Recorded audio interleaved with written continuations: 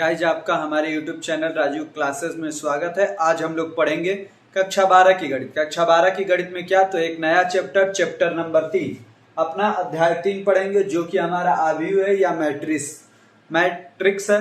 आव्यूह या मैट्रिक्स के बारे में आज हम लोग पढ़ेंगे। ये हमारा कौन सा चैप्टर है, तो चैप्टर 3 है आपके क्लास 12 का। इससे पहले हमने चैप्टर 1 और चैप्टर 2 कंप्लीट रूप से सॉल्व कर लिया। हर एक एक्सरसाइज के हर एक क्वेश्चन को सॉल्व कर लिया है, आप लोग उन वीडियो को देख सकते हैं। आज हम लोग किसको पढ़ेंगे, चैप्टर 3 को। तो आइए पढ़ते हैं अपने चैप्टर 3 के बेसिक कंसेप्ट को, आव्यूह के बेसिक कंसेप्ट, जिससे आप पूरी प्रश्नावलियों को, पूरे चैप्टर 3 को सॉल्व करेंगे। उससे पहले आपको आव्यूह के बारे में मालूम होना चाहिए, क्या होता है आव्यूह, कैसे इसको सॉल्व किया जाता है, कैसा कैसा होता है, किस किस प्रकार के आव्यूह होते हैं, आव्यूह की कोटि क्या होती है। तो जितने भी सारे टॉपिक हैं उन सभी टॉपिकों के बारे में आज हम लोग पढ़ लेंगे इस वीडियो में। यदि इससे पहले आपने चैनल को सब्सक्राइब नहीं किया है तो चैनल को सब्सक्राइब कीजिए, वीडियो को लाइक कीजिए और चैनल को भी सब्सक्राइब कीजिए। चलिए हम चलते हैं आप अपने सवाल को सॉल्व करने के लिए। तो आइए, क्या है आव्यूह, उसके बारे में सबसे पहले देखते हैं। तो देखिए आव्यूह क्या होता है। तो आव्यूह हमारा एक प्रकार का या तो आयत होगा या तो आयत होगा या तो वर्ग होगा। इन्हीं दोनों फिगरों में से कोई ना कोई एक होगा, इसके अलावा कुछ भी नहीं हो सकता। ना तो उसको आकृति सर्कल की तरह होगी, ना तो रेक्टेंगल की होगी, ना तो किसी और पेंटागोनल या किसी भी और आकृति की नहीं होगी। इन्हीं दो आकृतियों का मिलेगा। जैसे मान लीजिए कहीं पर 2 लिखा है, 3 लिखा है, 4 लिखा है, 5 लिखा है, तो इसको यदि घेर कर बनाएंगे तो ये क्या हुआ, वर्ग हो गया। अब कहीं पर लिखा है 2 3 4 5 6 7, तो कहीं पर ऐसा लिखा है तो इसको बनाएंगे तो क्या हो गया, आयत हो गया। तो ये तो हो गया आयत और वर्ग। तो आव्यूह हमारा कैसा होगा हमेशा, तो आव्यूह हमारा या तो आयत के रूप का होगा या तो वर्ग के रूप का होगा। और आव्यूह क्या, आव्यूह हम आप लोग भी आव्यूह के बारे में तो पहली बार सुन नहीं रहे होंगे। आव्यूह का मतलब क्या होता है कि किसी भी चीज को, किसी भी वस्तु को जब आप पंक्ति और स्तंभ के तरीके से सजा देते हैं, पंक्ति और स्तंभ के तरीके से मतलब वो देखने में सही लगे। जैसे आप अपने स्कूल में प्रेयर करते हैं तो कई सारी क्लास के अलग अलग क्लास की लाइन लगी होती है, उसमें सारे बच्चों को लाइन से खड़ा कर दिया जाता है, या तो उनके हाइट के आधार पर खड़ा किया जाता है। जैसे सबसे छोटा बच्चा आगे होगा, सबसे लंबा बच्चा सबसे पीछे होगा। तो ये सब आव्यूह के ही कारण सजाए जाते हैं। आव्यूह में वो सब आकृतियां आव्यूह की ही आकृतियां, कि कई सारे कॉलम हो गए, उसमें कई सारी पंक्तियां हो गई, कि सबसे पहली पंक्ति में सारे बच्चे छोटे छोटे बच्चे, उसके बाद दूसरी पंक्ति में उससे बड़े, सबसे लास्ट वाली पंक्ति में सबसे बड़े बच्चे हो गए। तो पंक्ति और स्तंभ होता क्या है, तो ये देखिए क्या होता है। जैसे कहीं पर लिखा गया 2 3 4 5 6 7 8 9 0, मान लीजिए ये कहीं पर आपके सामने ऐसा एक फिगर बना के दे दिया गया। इसमें कौन सा पंक्ति है, कौन सा कॉलम है, तो ये सब आप लोग समझ लीजिए। जो भी ये आपको ये सब दिख रहा है, ये सब क्या है, तो ये सभी पंक्ति है। ये सब क्या है,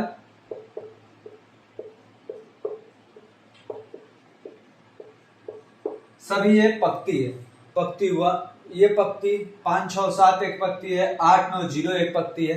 अब स्तंभ क्या हुआ, तो ये हमारा स्तंभ है, ये हमारा क्या है, स्तंभ है। ये भी हमारा स्तंभ ही है और ये भी हमारा स्तंभ ही है। ये तीनों स्तंभ है और ये तीनों पंक्ति।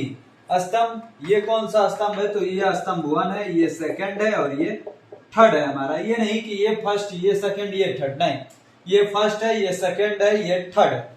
ये क्या है, तो ये हमारा पंक्ति फर्स्ट है, ये हमारा पंक्ति सेकंड है और ये हमारा पंक्ति थर्ड है।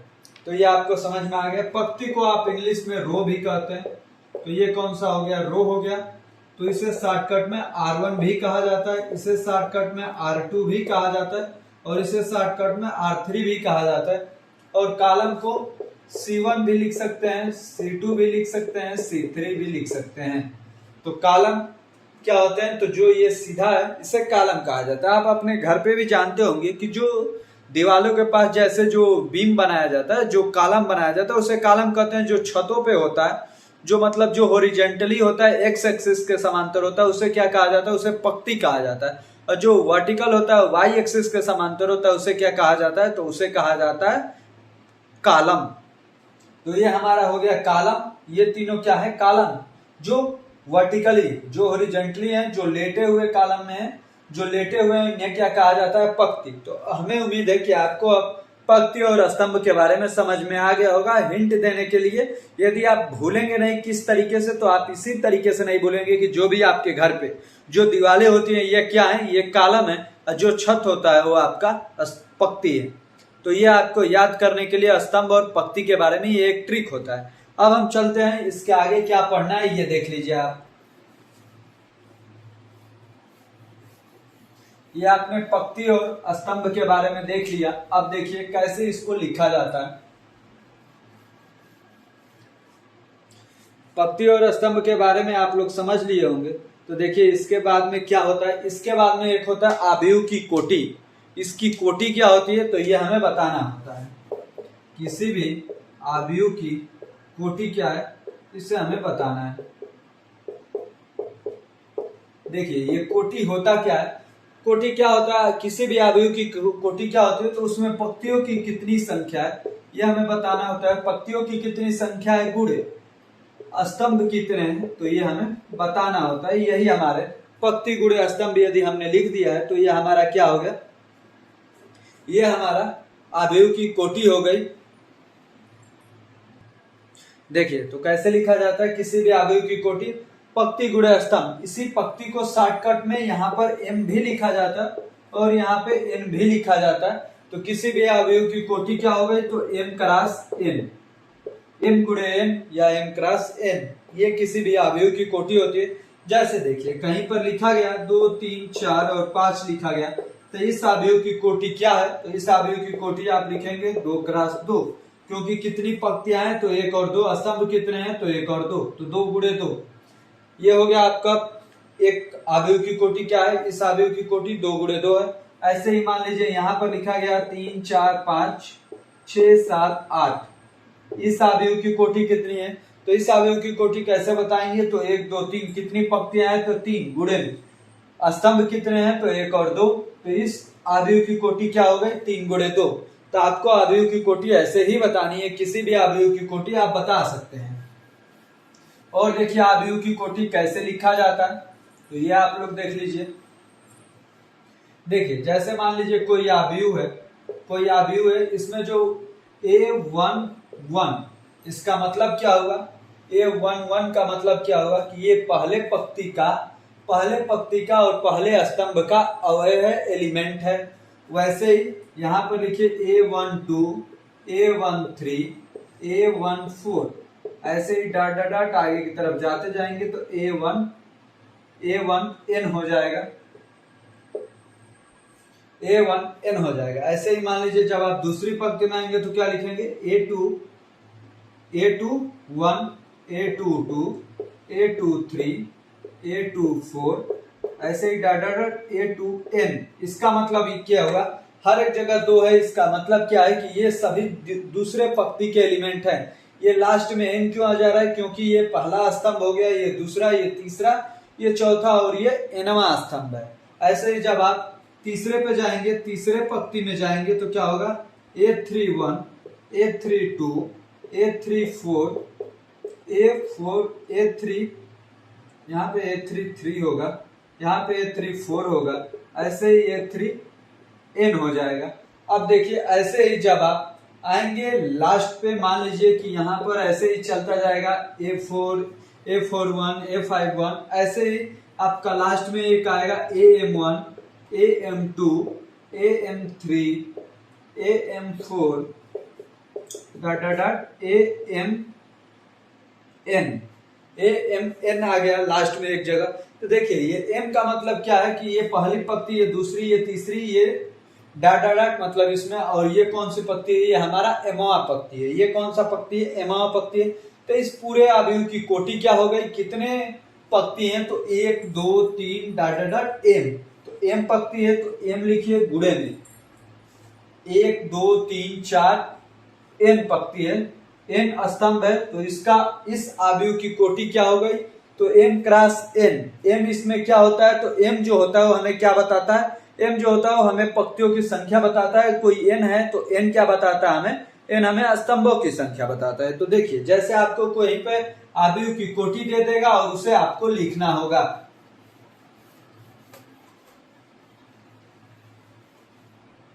जैसे मान लीजिए कहीं पर दे दिया कि 2 क्रॉस 2 गुणे 3 अवयव के कोटि का अवयव बनाइए, 2 गुणे 3 कोटि का अवयव बनाइए। ऐसा आपको अवयव बनाना है जिसकी कोटि क्या हो, 2 गुणे 3। आपको उसमें एलिमेंट अपने मन से कुछ भी रख लेने हैं। तो देखिए क्या होगा, 2 का मतलब क्या है कि आपके पास 2 पंक्ति है। 2 पंक्ति का मतलब क्या हो गया, A11 A21। स्तंभ कितने हैं, स्तंभ आपके पास 3 है, तो 3 स्तंभ लिखने हैं, A12 A13। ये देखिए 1 2 3 3 स्तंभ हो गए ना, तो A22 A23। ये कैसा अवयव है, तो ये 2 गुणे 3 का अवयव है, 2 गुणे 3 कोटि का अवयव है। इसमें 2 क्या है, तो 2 हमारा पंक्तियों की संख्या है, 1 और 2, 2 पंक्तियों की संख्या हो गई। जो 3 है ये हमारा स्तंभों की संख्या है, ये पहला स्तंभ, ये दूसरा स्तंभ और ये तीसरा स्तंभ। तो ये हो गया हमारा अवयव का कोटि। इस पूरे व्यापक चीजों को कैसे शॉर्टकट तरीके से लिखा जाता है तो आप लोग देख लीजिए। इस पूरे व्यापक चीजों को कैसे शॉर्टकट में लिखा जाता है तो ये देख लीजिए।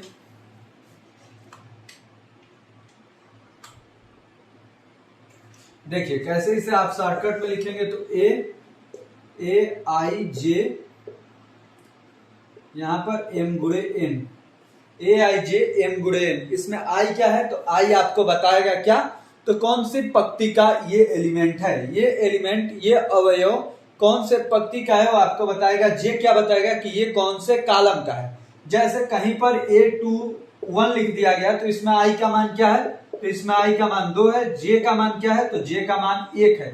तो इससे आपको क्या पता चला कि ये जो हमारा एलिमेंट है ये कहाँ का है, तो ये हमारा दूसरे पंक्ति का है और कौन से कॉलम का है, कॉलम 1 का है।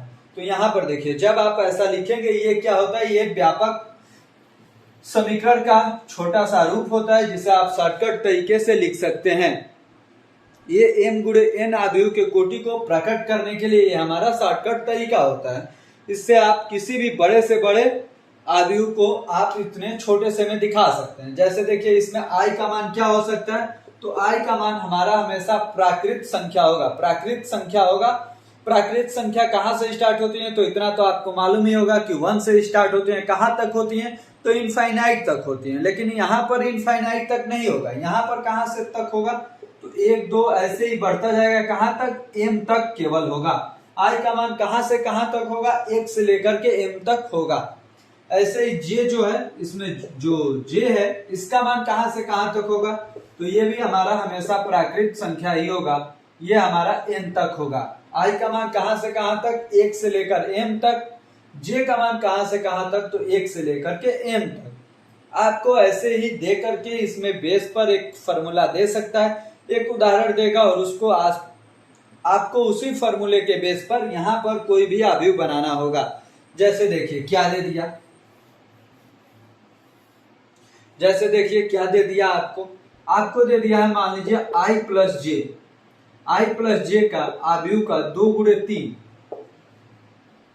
आपको क्या करना है, आई प्लस जे का 2 गुणे 3 अवयव के कोटि का आपको एक अवयव बनाना है जिसका फॉर्मूला है आई प्लस जे। तो ये कैसे होगा, तो देखिए आपको क्या करना है, 2 गुणे 3 का ना अवयव बनाना है, तो पहले 2 गुणे 3 का बना लीजिए। A11 2 पंक्तियां है ना, तो A21 A12 A22 A13 A23। देखिए इसमें क्या हो गया, तो इसमें 2 पंक्तियां हो गई और 3 स्तंभ हो गए। तो इस अवयव की कोटि क्या है, तो 2 गुणे 3। इसमें देखिए हमारा फॉर्मूला क्या है, आई प्लस जे मतलब 1 1 2। तो यहाँ पर हो जाएगा 2, 1 और 2 क्या होगा 3, तो यहाँ पे हो जाएगा 3। 1 और 3 कितना होगा, तो 4। 2 और 1 कितना होगा, तो 3। 2 और 2 कितना होगा, तो 4। 2 और 3 कितना होगा, तो 5। तो ये हो गया हमारा अवयव। तो आपको ऐसे देगा और ऐसे आपको बनाना होगा अवयव। तो देखिए ऐसे हमने बना लिया। यदि आपको कोई पूछे कि इस अवयव की कोटि कितनी है, तो इस अवयव की कोटि 2 गुणे 3 है। आपको अवयव 2 गुणे 3 ही बताना है, ये नहीं कि इन दोनों का गुणा करके आप 6 बता देंगे, तो ये आंसर आपका गलत हो जाएगा। आपको अवयव की कोटि क्या बतानी है, 2 गुणे 3। तो इस प्रकार से हमने अवयव के जो बेसिक कंसेप्ट होते हैं उन सबको देख लिया। अब हमें क्या पढ़ना है, तो अवयव के प्रकार, अवयव के कितने प्रकार होते हैं, उन प्रकारों को कैसे लिखा जाता है, उन प्रकारों के बारे में अब चलते हैं हम पढ़ने। अभी तक आपने क्या क्या पढ़ लिया, आव्यूह क्या होता है, कैसे उसको लिखा जाता है, आव्यूह क्या, आव्यूह कैसा हो सकता है। तो आव्यूह हमेशा आकृति में आयत या वर्ग ही होगा, ये नहीं कि वो त्रिभुज हो जाएगा। जैसे 2 3 5 ऐसा नहीं होगा, ये आपका क्या हो जाएगा, तो ये आपका एक त्रिभुज हो जाएगा, ये आपका एक त्रिभुज हो जाएगा। तो ऐसा आव्यूह नहीं होता, आव्यूह हमेशा या तो वर्ग में होगा या तो आयत में होगा। तो ये आपने देख लिया, आव्यूह की कोटि देख लिया, आव्यूह कैसे बनाया जाता है ये आपने देख लिया, स्तंभ और पंक्ति के बारे में देख लिया। अब हम चलते हैं आव्यूह के प्रकार पे। आइए देखते हैं अब अपना आव्यूह का प्रकार। अब हम देखते हैं अपने आव्यूह के प्रकार को। तो आइए देखते हैं, सबसे पहला प्रकार हमारा क्या होता है, तो सबसे पहला हमारा होता है स्तंभ आव्यूह। स्तंभ आव्यूह, इसका नाम से ही समझ में आ जा रहा है, स्तंभ आव्यूह मतलब इसमें केवल स्तंभ होगा। लिखेंगे स्तंभ आव्यूह, ऐसा आव्यूह होता है स्तंभ आव्यूह। स्तंभ आव्यूह ऐसा आव्यूह है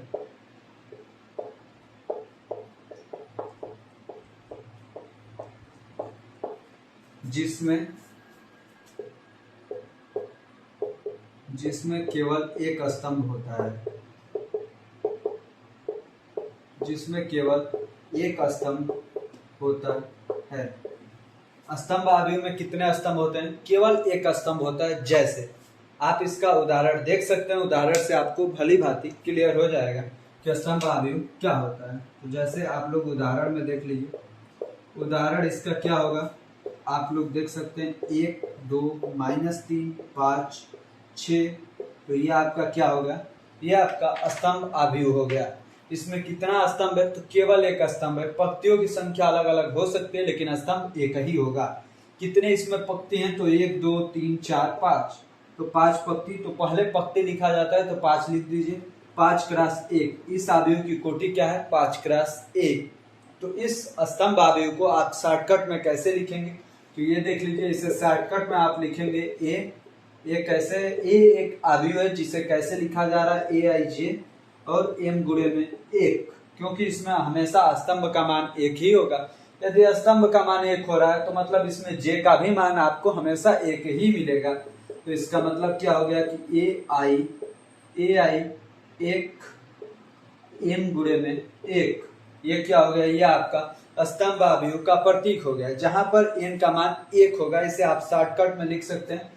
m का मान क्या हो सकता है, i का मान यहाँ पर क्या हो सकता है, i का मान आप देख सकते हैं कि 1 से बड़ा, i जो होगा 1 से बड़ा होगा या 1 के बराबर होगा, और क्या m से छोटा होगा या m के बराबर होगा। लेकिन जो j का मान है, j का मान हमेशा 1 के ही बराबर होगा। j का मान हमेशा 1 के ही बराबर होगा क्योंकि n का मान 1 होता है। तो यह आपका हो गया स्तंभ आव्यूह। सेम ऐसा ही पंक्ति आव्यूह भी होता है। तो आइए हम पंक्ति आव्यूह को भी देख लेते हैं कि पंक्ति आव्यूह क्या होता है। अब हम देख लेते हैं अपना दूसरा पंक्ति आव्यूह। तो आइए देखते हैं पंक्ति आव्यूह क्या होता है। पंक्ति आव्यूह में आप लोग लिखें कि पंक्ति आव्यूह ऐसा आव्यूह होता है, पंक्ति आव्यूह ऐसा आव्यूह होता है, आव्यूह होता है जिसमें केवल एक पंक्ति होता है, जिसमें केवल एक पंक्ति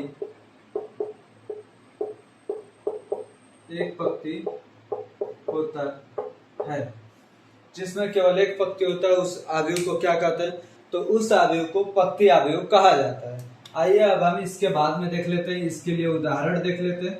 इसके लिए उदाहरण क्या होता है, तो इसके लिए आप लोग जब भी उदाहरण लिखेंगे तो इसके लिए लिखेंगे 0 2 3 4 5। इसके जगह पे आप लोग कोई भी नंबर लिख सकते हैं, जरूरी नहीं कि ऐसा ही आव्यूह हो।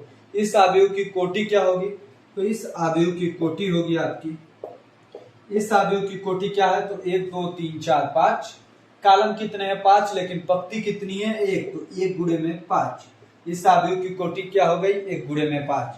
आप लोग इसके लिए लिख लीजिएगा इसको शॉर्टकट में कैसे लिखा जाता है, तो इसको शॉर्टकट में आप लोग लिखेंगे AIJ, एक इस अवयव की कोटि 1 गुणे में n। तो 1 गुणे में n का मतलब क्या है कि आपके पास स्तंभ इसमें कितना भी हो सकता है, लेकिन पंक्ति कितनी होगी, तो पंक्ति हमेशा 1 होगा, पंक्ति हमेशा 1 होगा। m का मान क्या होगा, m का मान हमेशा 1 रहेगा। जो n का मान होगा ये क्या होगा, तो n का मान आपका कुछ भी हो सकता है, लेकिन क्या कुछ भी हो सकता है, केवल प्राकृत संख्या हो सकती है, प्राकृत संख्या के अलावा कुछ और नहीं हो सकता। लेकिन जो j का मान है, i का मान हमेशा 1 होगा, और j का मान क्या होगा, तो j का मान आपका 1 से बड़ा या 1 के बराबर, लेकिन n से छोटा या n के बराबर हो सकता है।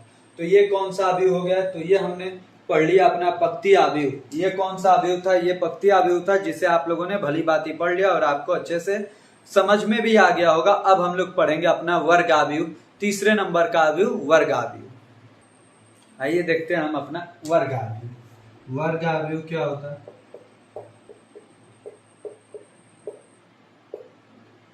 वर्ग अवयव क्या होता है, तो आप लोग लिखेंगे इसमें वर्ग अवयव ऐसा अवयव होता है, वर्ग अवयव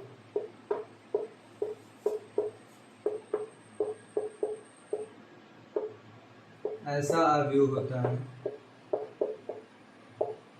ऐसा अवयव होता है जिसमें अभी तक आपने स्तंभ अवयव में क्या देखा था कि स्तंभ 1 होगा, पक्ति अवयव में क्या देखा कि पक्ति अवयव में 1 पक्ति होगी। लेकिन यहाँ पर क्या देखेंगे कि वर्ग अवयव ऐसा अवयव होता है जिसमें पंक्तियों की संख्या स्तंभों की संख्या के बराबर होती है, जिसमें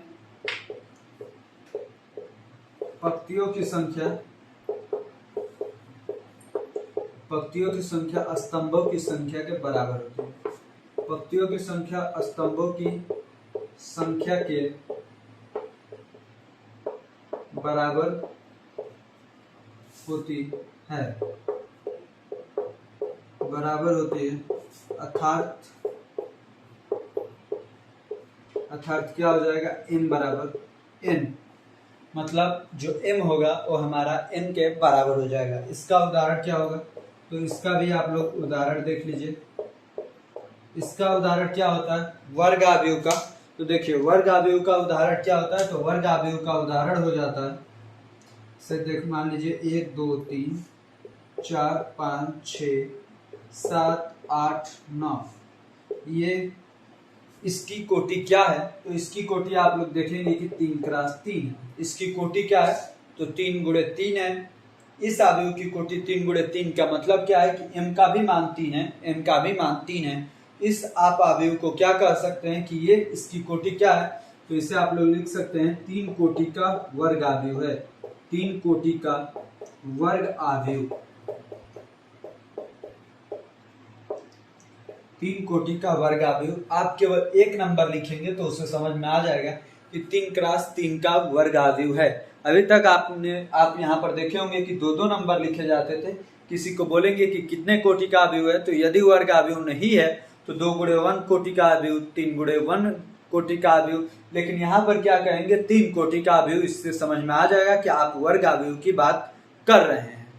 अब देखिए इसमें जो ट्रिक होगा क्या होगा, तो यहाँ पर m बराबर n हो जाएगा, m बराबर n हो जाएगा। इसे आप लोग कैसे लिख सकते हैं, तो a = aij, aij m गुणे में m, m गुणे में m, m गुणे में m लिखिए या n गुणे में n, कुछ भी आप लिख सकते हैं। और ये इसे क्या कहेंगे, तो इसे आप लोग कहेंगे m कोटि का वर्ग अवयव, m कोटि का वर्ग अवयव, m कोटि का वर्ग अवयव। आपको केवल इसमें यह ध्यान रखना है कि हमेशा m का मान n के बराबर होगा, हमेशा m का मान n के बराबर होगा। गलती से आप ये मत कह दीजिएगा कि i का मान भी j के बराबर होगा, तो ऐसा नहीं होगा। m का मान केवल n के बराबर होगा। i का मान क्या होगा, तो i का मान 1 से बड़ा या बराबर होगा, कहाँ तक होगा, m तक होगा। j का मान क्या होगा, तो j का भी मान 1 से बड़ा या बराबर होगा, कहाँ तक होगा, तो m तक। इसे आप लोग कह सकते हैं कि j का मान 1 से लेकर m तक, i का मान 1 से लेकर m तक। लेकिन ये नहीं कि i और j बराबर होंगे, क्योंकि देखिए जैसे इसको आप लोग इसे क्या लिखेंगे, तो ये कौन से नंबर का इसे आप लोग इस तरीके से कैसे लिख सकते हैं 4 को, तो 4 को आप लोग लिख सकते हैं A12, मतलब ये पहले पंक्ति का दूसरे स्तंभ का अवयव है 4।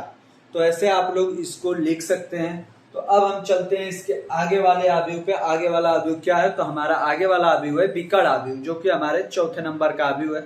आइए उसे देखते हैं। विकर्ण अवयव भी इसी वर्ग अवयव का प्रकार होता है, तो आइए उसे भी हम लोग देख लेते हैं। अब हम लोग देख लेते हैं अपना विकर्ण अवयव। तो आइए देखते हैं विकर्ण अवयव। देखिए विकर्ण अवयव क्या होता है, तो इसमें आप लोग लिखेंगे कि विकर्ण अवयव वह अवयव है, विकर्ण अवयव वह अवयव है, वह अवयव है जिसमें विकर्ण अवयव वह अवयव है जिसमें विकर्ण अवयव वह अवयव है जिसमें विकर्ण के अलावा, जिसमें विकर्ण के अतिरिक्त, जिसमें विकर्ण के अतिरिक्त सभी अवयव, विकर्ण के अतिरिक्त सभी अवयव शून्य होते हैं। सभी अवयव क्या होते हैं, शून्य होते हैं, उसे विकर्ण अवयव कहा जाता है। विकर्ण अवयव कैसा अवयव होता है, विकर्ण अवयव ऐसा अवयव होता है जो वर्ग अवयव तो होता है, लेकिन उसमें सभी विकर्ण के अलावा सभी अवयव शून्य होते हैं। तो यह आप लोगों ने विकर्ण अवयव के बारे में देख लिया। अब हम लोग इसका उदाहरण देख लेते हैं, जिससे आपको भली भांति अच्छे से समझ में आ जाएगा कि क्या होता है हमारा विकर्ण अवयव। ये देखिए उदाहरण, जैसे मान लीजिए आपको एक 3x3 का वर्ग अवयव बनाया गया है, वर्ग अवयव बनाया गया है। ये सभी वर्ग अवयव के ही प्रकार हैं, ये वर्ग अवयव का ही प्रकार होता है विकर्ण अवयव। तो ये भी एक प्रकार का वर्ग ही होता है, और इसका विकर्ण, एक विकर्ण के अतिरिक्त सभी एलिमेंट 0 होते हैं। तो विकर्ण कौन सा होगा, जैसे मान लीजिए 2 हो गया, 3 हो गया, 4 हो गया। इसके अलावा ये 0, ये 0, ये 0, ये भी 0, ये भी 0, ये भी 0। तो देखिए ये विकर्ण के अलावा सभी एलिमेंट जो होते हैं हमारे 0 होते हैं। ये आप मत कहिएगा कि ये भी तो एक विकर्ण है, तो नहीं। जब भी हम अवयव की बात करेंगे तो अवयव में एक ही विकर्ण होता है। और कौन सा विकर्ण है, तो ये केवल ये वाला विकर्ण हमारा है। ये वाला विकर्ण हमारा सही है, ना कि ये वाला। ये वाला विकर्ण आपका गलत है, ये वाला विकर्ण नहीं होता है। केवल इसमें एक ही विकर्ण होता है जो कि आपके सामने दिखाया गया है, और बाकी के दूसरे विकर्ण नहीं होते हैं। इसमें आपको मैं दिखा दे रहा हूं, ये 0, ये क्या होगा, ये भी 0। तो सभी एलिमेंट 0। विकर्ण वाला अवयव क्या होगा, विकर्ण वाला अवयव आपको मिलेगा जो कि 0 नहीं होगा। तो इसको, इसका जो व्यापक रूप होता है, इसे कैसे आप लोग लिखेंगे, तो इसमें आप लोग लिखेंगे कि A इक्वल टू क्या लिखेंगे, ए I J m cross n। लेकिन ये तो सभी अवयवों के लिए ये फॉर्मूला हो गया। इसके लिए अवयव के लिए हमारा फॉर्मूला क्या होगा, तो यहाँ पर आप लिखेंगे ए I J m cross m। m cross m तो आपने लिख लिया, ए आई जे भी लिख लिया। तो अब यहाँ पर ए आई जे कब 0 होगा, कब 0 नहीं होगा, तो इसके लिए लिखेंगे यदि i इक्वल टू जे है तो A I J equal to does not equal to 0। A I J का मान 0 नहीं होगा जब i इक्वल टू जे है, मतलब i और j जब दोनों समान है। जैसे ये कौन से एलिमेंट और कौन से रो और कौन से कॉलम का एलिमेंट है, तो A11 इसका नंबर है, इसका A22, इसका A33। तो जब भी i और j के मान बराबर होंगे तो ए आई जे 0 नहीं होगा। और क्या, यदि i j के बराबर नहीं है तो ए आई जे क्या हो जाएगा, 0। यदि i j के बराबर नहीं है तो ए आई जे 0 हो जाएगा। यदि i j के बराबर है तो ए आई जे 0 हमारा नहीं होगा। तो ये आपका हो गया विकर्ण अवयव। हमें उम्मीद है कि आपको अच्छे से समझ में आया होगा। तो देखिए इसका मैं एक और उदाहरण आप लोगों के सामने रख देता हूं, जिससे आपको भली भांति समझ में आ जाएगा। जैसे मान लीजिए आप सिंपल एक वर्ग अवयव बना रहे हैं, A11, A12, A13, A21, A22, A23, A31, A32, A33। ये आपने एक बनाया है आव्यूह। जैसे देखिए ये कौन सा हो गया, ये हमारा पहला पंक्ति है, यह हमारा दूसरा पंक्ति है, यह हमारा तीसरा पंक्ति है, यह हमारा पहला कॉलम है, यह हमारा दूसरा कॉलम है, यह हमारा तीसरा कॉलम है।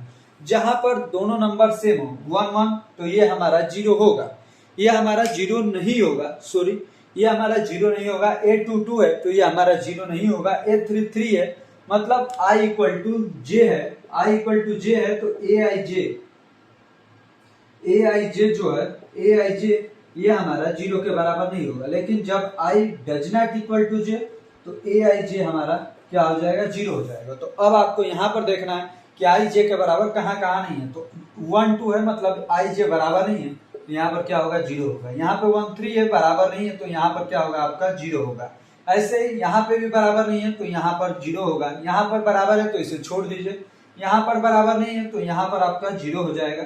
यहाँ पे भी बराबर नहीं है तो ये भी मान आपका 0 हो जाएगा, और ये भी बराबर नहीं है तो ये भी मान 0 हो जाएगा।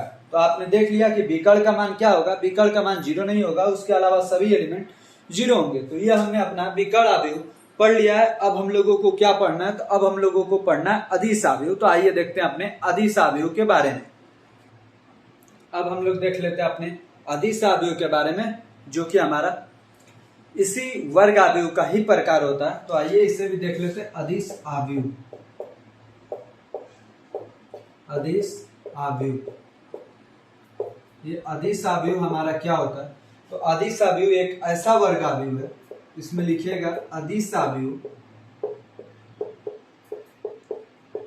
अदिश आव्यूह ऐसा वर्ग आव्यूह है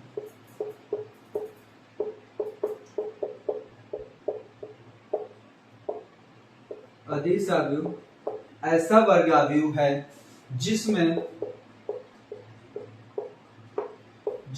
विकर्ण के सभी अवयव, जिसमें विकर्ण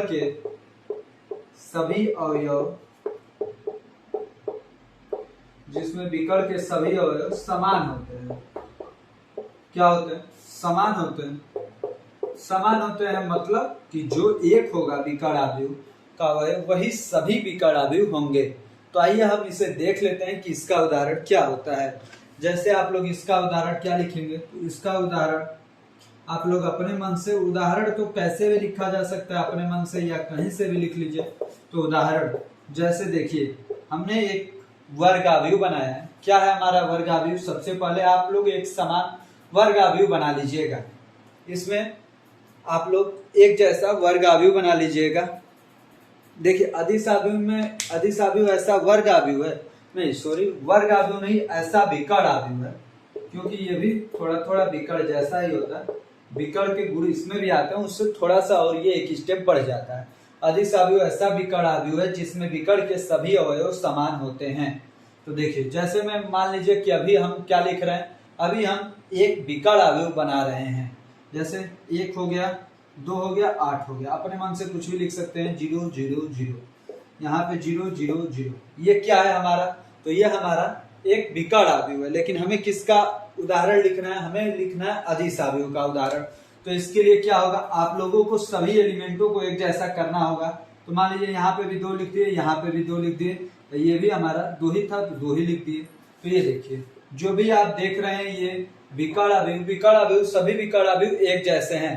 तो इसे कैसे लिखा जाता है, गणितीय रूप में, व्यापक रूप में, मतलब गणितीय रूप में, ये तो थ्योरी वाला रूप में हो गया। गणित रूप में कैसे लिखा जाता है, तो ये देखिए A equal to AIJ M cross M, क्योंकि इसमें तो सभी M क्रॉस M ही होगा, तो आप लोग इसमें भी M क्रॉस M लिख सकते हैं। लेकिन इसमें एक चीज होता है, क्या होता है कि जो M और M क्रॉस M तो आपने लिख लिया, ये हमेशा वर्ग आव्यूह ही होगा, तो M क्रॉस M लिख सकते हैं। अब देखिए इसमें क्या होगा, IJ कब 0 हो जा रहा है, जब I और J का मान 0 नहीं है। आप लोग पिछले वाला कंडीशन इसमें भी लिखिएगा, क्या क्या लिखेंगे, I यदि I J के बराबर नहीं है तो विकर्ण आव्यूह में क्या होता था, तो AIJ 0 हो जाता था, AIJ क्या हो जाता था, 0 हो जाता था, तो इसमें भी रहेगा। अब देखिए दूसरा वाला क्या था, यदि I J के बराबर है तो AIJ क्या होगा, 0 के बराबर नहीं होगा। जीरो के बराबर नहीं होगा, लेकिन यहाँ पर ये वाला कंडीशन नहीं लिखना है। इसमें क्या लिखना है, अदिश अवयव ए आई जे क्या होगा, सभी एक समान हो जाएंगे।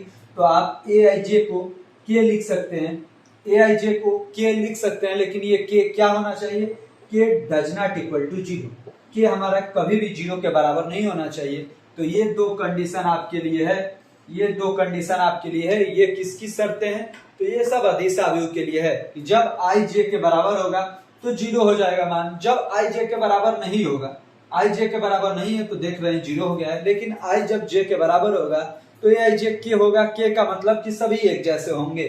तो ये आई जे जब एक जैसे हैं तो सभी एलिमेंट एक जैसे हैं, लेकिन इसमें के का मान कभी भी जीरो नहीं होना चाहिए। ये नहीं कि यहाँ पर जीरो लिख देंगे, जीरो लिख देंगे तो ये कोई और अवयव हो जाएगा। अभी हम पढ़ेंगे बाद में इसके कि कौन सा अवयव वो हमारा हो जाएगा। अब हमें कौन सा अवयव पढ़ना है, अब हमने अदिश अवयव पढ़ लिया, अब हमें अपना तत्समक अवयव पढ़ना है। तो आइए देखते हैं अपना तत्समक अवयव। अब हम अपना देख लेते हैं तत्समक अवयव के बारे में कि तत्समक अवयव क्या होता है। देखिए तत्समक अवयव, तत्समक अवयव क्या होता है, तो इसमें आप लोग लिखेंगे तत्समक अवयव, तत्समक अवयव एक ऐसा वर्ग अवयव है या विकर्ण अवयव, जो आपको मन में आए उसे आप लोग लिख सकते हैं। तत्समक अवयव एक वर्ग अवयव है जिसमें विकर्ण के एलिमेंट के अलावा विकर्ण के अवयव को छोड़ के सभी अवयव जीरो होते हैं और विकर्ण के अवयव क्या होते हैं, एक होते हैं। इसे आप जब लिखेंगे विकर्ण अवयव के परिभाषा में तो देखिए उस टाइम क्या लिखेंगे, तत्समक अवयव एक ऐसा विकर्ण अवयव है जिसमें विकर्ण के सभी एलिमेंट क्या होते हैं, एक होते हैं। तो हो गया, विकर्ण अवयव में तो और बाकी जीरो होते ही, तो आपको जीरो वाला इसमें नहीं लिखना पड़ेगा, शून्य वाला नहीं लिखना पड़ेगा। जब वही अदिश वाला लिखेंगे तो उसमें क्या लिखेंगे, तत्समक अवयव एक ऐसा अदिश अवयव है जिसमें विकर्ण के सभी एलिमेंट समान होते हैं, परंतु वो हमेशा वो एक ही होता है, हमेशा एक ही होता है। तो यहाँ पर हम लोग लिखते हैं वर्ग अवयव वाला परिभाषा। तत्समक अवयव एक ऐसा वर्ग अवयव है, एक ऐसा वर्ग अवयव है, वर्ग अवयव है जिसमें विकर्ण के अवयव, जिसमें विकर्ण के अवयव हमेशा एक होता है, हमेशा एक होता है और सभी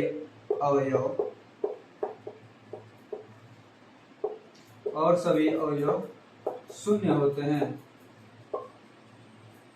शून्य होते हैं। तो ये आप लोगों को भली भांति समझ में आ गया होगा। अब इसका हम लोग उदाहरण लिख लेते हैं और समझने का प्रयास करते हैं कि इस थ्योरी का मतलब क्या हमें बताना चाहता है। उदाहरण में आप लोगों को क्या लिखना है, क्या कहा, विकर्ण के अवयव हमेशा एक होते हैं और सभी अवयव शून्य होते हैं। तो आपको एक वर्ग अवयव बनाना है, 2 3 8 9 -2 -5 6 8 9, ये तो एक हमारा वर्ग अवयव हो गया, ऐसा वर्ग अवयव है। अब क्या करना है, जिसमें विकर्ण के अवयव हमेशा एक होते हैं, तो आपको क्या करना है, विकर्ण के सभी अवयव को एक कर देना है।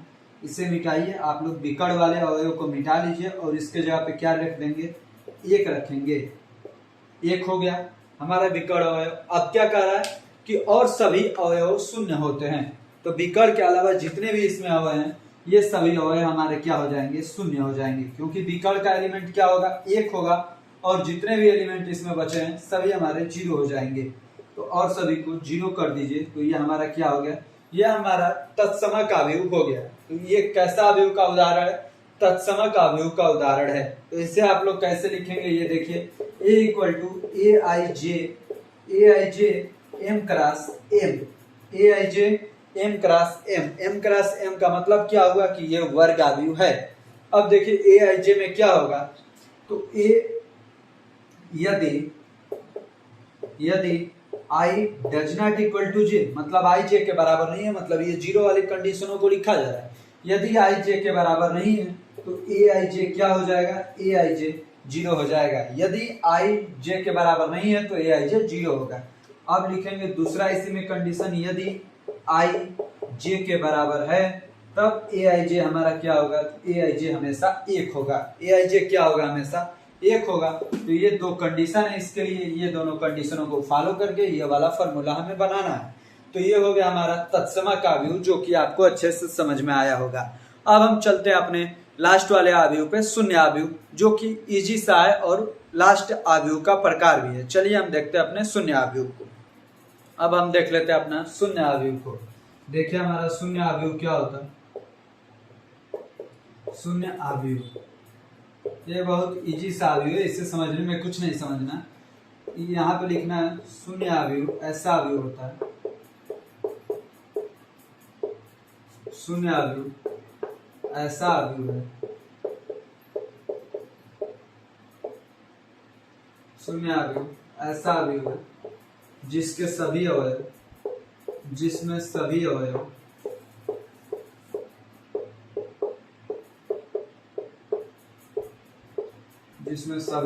शून्य होते हैं, जिसमें सभी अवयव शून्य होते हैं। इसे किससे प्रदर्शित किया जाता है, तो इसे ओ से प्रदर्शित किया जाता है। इसी शून्य अवयव को रिक्त अवयव भी कहा जाता है। तो आइए हम इसके उदाहरण लिख लेते हैं। जैसे देखिए शून्य अवयव को किससे दिखाया जाता है, 0 से हमारा दिखाया जाता है। इसमें जो भी एलिमेंट होंगे वह सभी हमारे 0 0 होंगे, सभी हमारे एलिमेंट 0 0 होंगे। वो कैसा भी अवयव हो सकता है, जैसे ये एक अवयव हो गया, ऐसे ही एक ये अवयव हो गया 0 0 0। ये जरूरी नहीं है कि ये हमारा वर्ग अवयव हो या तत्सम का अवयव हो या वर्ग अवयव से पहले हमने कौन सा अवयव पढ़ा था, वर्ग अवयव से पहले स्तंभ अवयव, पंक्ति अवयव। तो ये जरूरी नहीं है कि ऐसा ही हो, बस इसे क्या होना चाहिए कि एक अवयव हो, ये नहीं कि अवयव ही ना हो, एक अवयव हो और इसमें सभी एलिमेंट 0 ही होंगे। तो ये हमारे कौन सा अवयव हो जाएंगे, ये हमारे शून्य अवयव हो जाएंगे। मतलब इसमें ए आई जे का मान क्या आना चाहिए, ए आई जे का मान हमेशा 0 आना चाहिए। अब हम चलते हैं अपने एक लास्ट और टॉपिक इस अवयव वाले चैप्टर में बच गया है। क्या बचा है, तो अवयव की समानता, उसे भी हम लोग देख लेते हैं। आइए देखते हैं अपने अवयव के समानता वाले टॉपिक को। अब हम देख लेते हैं अपने अवयव की समानता। ये क्या होता है, अवयवों की समानता। इसको आप नाम से ही समझ गए होंगे कि समान मतलब ऐसे दो अवयव जो हमेशा समान होते हैं, उन अवयवों को अवयव की समानता के अंतर्गत रखा जाता है और उनको वैसे ही समझा जाता है। देखिए ऐसे दो अवयव, इसकी परिभाषा क्या लिखेंगे, ऐसे दो अवयव जिनके संगत अवयव,